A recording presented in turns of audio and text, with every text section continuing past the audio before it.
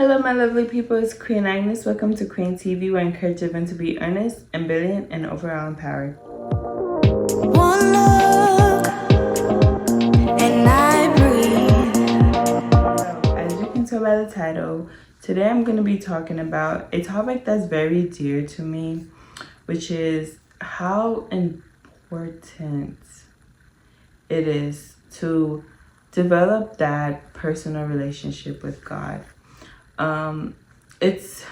There's so much evil and so much false information, false prophets in today. There's so much evil going on in this world that is just so important to get right with God, because the world is truly coming to an end. And there's just so much, I can't even put into words how easy it is to fall into the things of this world. And as Christians, we're called to be set apart. We're called to be light. We're called to be the salt of the world. And it's so easy to not do that when you don't have a relationship with God.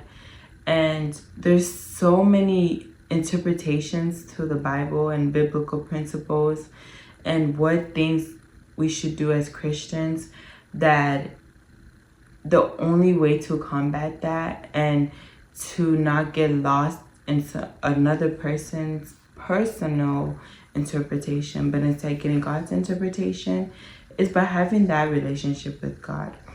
And the reason I say this is, coming from high school and graduating, I don't know if I really had a personal relationship with God. Like, in that time, I didn't know. It kind of just felt like my parents' faith. And coming to college, one of my biggest goals was discovering my personal relationship with God.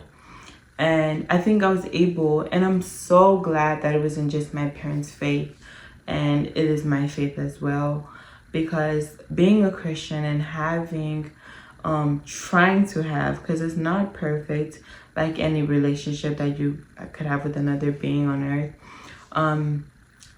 It's just, the more intimate and the more time you spend with God, as you should in every relationship, you spend more time with the person so you get to know them.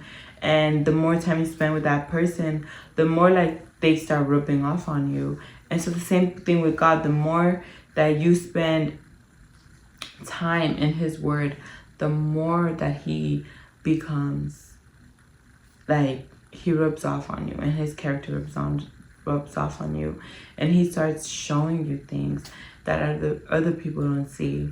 And I just want to encourage someone out there that your journey does not have to look like anybody else's journey. You don't need other people to validate that you're a child of God. You don't need other people to validate that you're doing the right thing, because people only see the outward. So on the outside, it can look like someone is, wow, they're a man of God. Wow, they're a woman of God. But then when you look inside, they're rotten. I was listening to a sermon, actually the other day, entitled The 10 Versions by Jerry Flowers. And he was talking about how we're like those five versions who, they had a lamp, they had the word of God, because everybody has the word of God. We all have access to the word of God, but only 5 of them had light. And the thing about light doesn't lie. It doesn't lie. You can't fake light. And the thing is, light cannot stay hidden.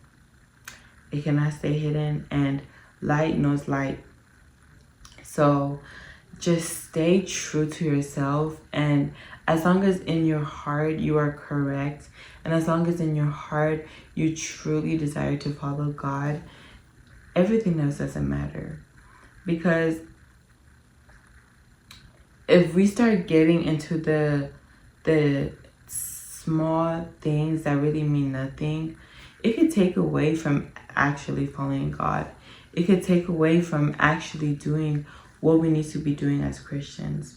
So once again, I want to encourage you to just to live your truth and seek God, seek to have that relationship with Him, and don't let anybody else tell you that you're doing it wrong and all of this. Not everybody has the best intentions. On the other aspect of that, some people generally do care for you, and some people are wiser in their journey and stuff because they've been with Him and have a real relationship with God. So again, it just goes back to like, if you have that intimate relationship with God, He's able to direct and show you who you should be seeking advice from, who He sent in your path to help you on your journey, because people need people. We need people. We can't go on this journey alone.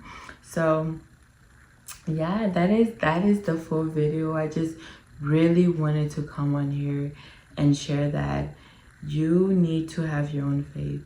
You need to know God for yourself. And there's a verse, I need to find it because I just remembered as I was saying, like, you need to know God for yourself. It was in my notes from that sermon that I was talking about, where he said something that was really good, and I want to read it. I didn't write it down, but he was basically saying that, I don't want to misquote him.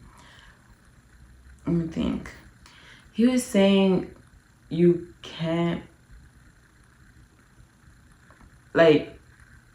another person's faith can't save you.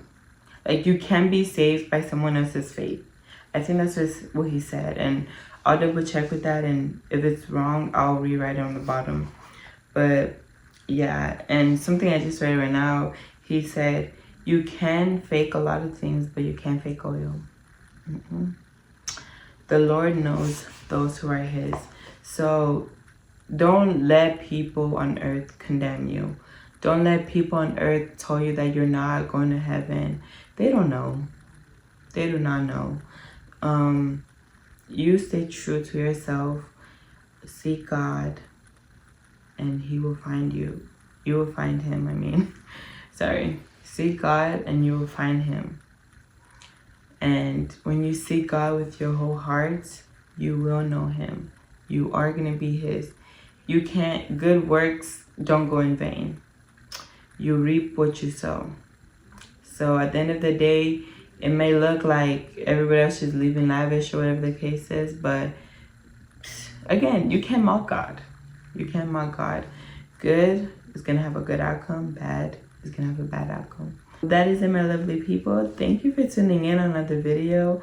Make sure you like, comment, subscribe, and of course, share this video with other people. Thank you for watching. Bye.